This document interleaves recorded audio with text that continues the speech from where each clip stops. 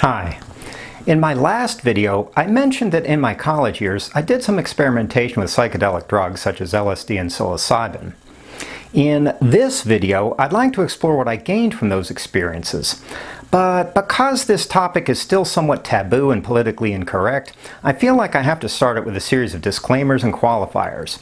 To wit, Eric Dodson is a wholly owned subsidiary of Life Unlimited. The opinions expressed in this video may or may not reflect, represent, or coincide with the views held by Life Unlimited and its affiliated corporate entities. The contents of this video should in no way be construed as condoning, endorsing, or otherwise promoting the use of psychedelics for any purpose whatsoever, including the furtherance of personal and/or universal transcendence. All rights reserved, void where prohibited, not valid in all states of being. Side effects may include but are not limited to triggered apoplexy syndrome, generalized self-righteous moral outrage, acute conniption fits, and/or sudden spontaneous enlightenment. Please consult your physician before viewing this video. Phew. Now that that's out of the way, let's start by giving you a little bit of context. First of all, my experiences with psychedelics occurred around 35 to 40 years ago, mostly when I was in college. And times were different then. In those days, it was actually fairly common for young people to have some sort of fling with psychedelics, and I'd say that around half my friends in college did so. It was basically a rite of passage for a lot of us. Also, I should probably say up front that I can't lay claim to any sort of comprehensive expertise in that area. Basically, my contact with psychedelics was fairly brief, consisting of around half a dozen LSD trips and half a dozen experiences with psilocybin mushrooms over a span of 2 or 3 years. I also smoked marijuana occasionally for around 20 years after that, but those experiences never seemed psychedelic in the strictest sense, at least not to me. In terms of the qualitative dimension, my psychedelic experiences ranged all the way from the sublime to the nightmarish, but were mostly positive. And when I felt like I'd learned what I needed to learn from all of those experiences, I moved on to other things, which took around 2 or 3 years. So, the question is, what have I learned from that, especially from those dozen or so experiences with LSD and psilocybin? Perhaps one of the deeper lessons was that the usual way that we construe reality actually represents just a tiny fraction of how things actually are, and that the game of human existence is actually way deeper and way more subtle and way more beautiful than we typically think. For me, the psychedelic experience opened up the possibility of seeing the world in a grain of sand and heaven in a wild flower, as Blake once famously wrote. But more importantly, it tantalized me with the possibility of eventually adopting that as my primary way of perceiving and relating to the world. To be constantly seeing worlds carried in the grains of sand that fill the moments of our lives. To be ceaselessly relating to infinity, even as we deal with life's very finite exigencies. To move through life with a sense that we're carrying galaxies within ourselves and simultaneously giving birth and dying as one moment gives way to the next in our lives. But of course, that's not how we normally perceive things, at least not most of us. Normally, we live within boundaries that are much more narrow and conventional, where we experience things as mostly predictable and mundane, and where we're trying to keep our lives more or less under control. But my youthful psychedelic experiences showed me how illusory that typical paradigm is, and how much of it is little more than a manifestation of our collective insecurities, which, for the most part, circulate around how we've somehow been thrown into this incomprehensibly vast and mysterious universe that's far, far beyond our control. In other words, psychedelic experience taught me that it's actually okay to question reality and to explore its further reaches, even though most people simply take it for granted.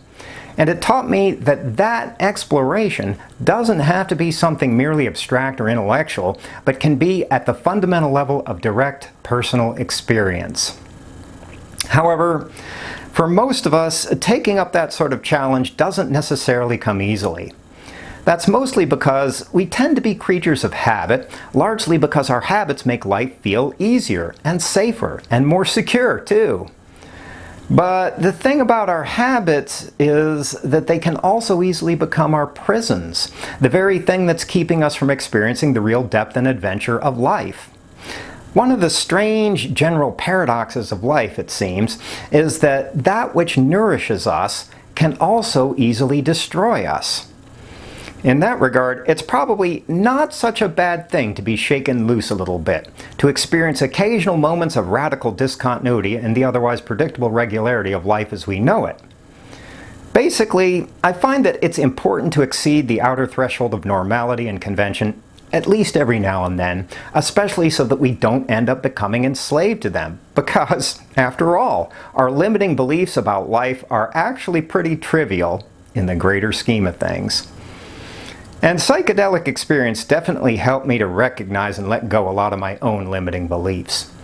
In the process, psychedelic experience taught me to honor and value life's moments of discontinuity, and to take them up not as something inherently repulsive or terrifying, but as life's way of inviting me to expand my perceptual field, and even my entire way of being. In other words, psychedelics taught me a little more how to treat life as a genuine adventure, and not merely as something to get through. Beyond that, I would say that psychedelics have helped me cultivate the ability to perceive the miraculous, as well as the more general sense that life is something magical, something aesthetically and poetically resonant. Of course, that sort of thing isn't necessarily important to everyone. In fact, to many hardcore rationalists and objective empiricists, it probably sounds like little more than nonsensical gibberish. But to me, experiencing the miraculous is simply one of life's subjective truths, as the 19th century philosopher Soren Kierkegaard once put it. In other words, one of the kinds of truth we have to experience firsthand in order to glimpse their truth value at all. So perhaps at this point the question is, why would it be important for anyone to experience the subjective truth value of life's miraculous nature, especially considering that most of us probably already have our hands full with simply getting the next weekend or the next vacation? Well, one way of taking up that question would be to consider what life would be like without any intimation of its magic. A world devoid of inexplicable mystery conjoined with the sensation of sudden, staggering beauty. I think that the obvious answer to that would be, well, it would be a world disproportionately consumed by practical necessity and ruled by an ethic of efficient productivity. In other words, a mostly mechanical world ordered and regulated by the will to a kind of obedient roboticism. Or, to put the same question in perhaps more accessible terms, what kinds of experience really compensate for our having to endure all of life's drudgery and woe, which is actually pretty significant if you think about it. The philosopher Friedrich Nietzsche once opined that it is only as an aesthetic phenomenon that existence and the world are eternally justified.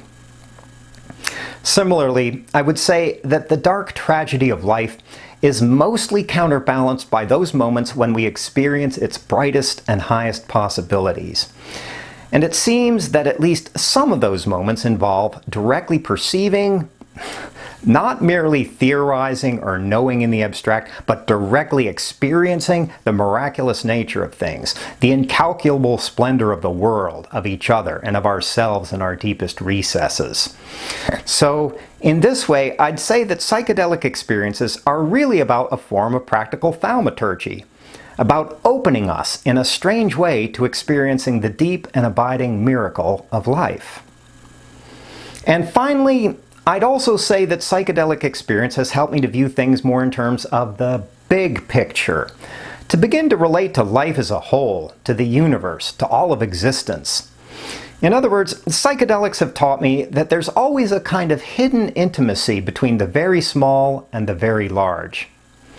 But, of course, the challenge for most of us isn't so much to see things in terms of their smallness, especially considering how often we're focused on solving the crisis du jour or simply getting the next weekend. The real challenge is to begin to perceive and lay claim to our participation in the immensity of things. Like how we're always participating in the processes of universal transcendence. Or like how the cosmos is always attempting to become conscious of itself through our own gradually evolving human consciousness. Or like Like how we're indelibly marking the entire fabric of existence for all time with everything we say and everything we do, including watching this video even. Of course, I would not say that psychedelic experience is somehow an absolute requirement to understand these sorts of things. After all, there are many possible pathways into the transcendent. In my own life, I've found that aesthetic, creative, and meditative experiences are very helpful for that. In fact, far more enduringly helpful than psychedelics were in my youth.